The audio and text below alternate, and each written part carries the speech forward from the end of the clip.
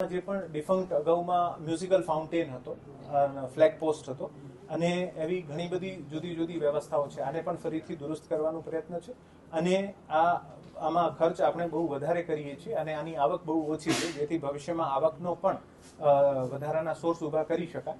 આને માટે પ્રયત્ન કરીએ છીએ. એક અમને જૂના જે અગાઉમાં કન્સલ્ટન્ટો સાથે કર્યા છે અને તમામને વિનંતી કરવામાં આવી છે. 2-4 કન્સલ્ટન્ટ અમને નિઃશુલ્ક સેવા આપવા માટે પણ સંમત થયા છે.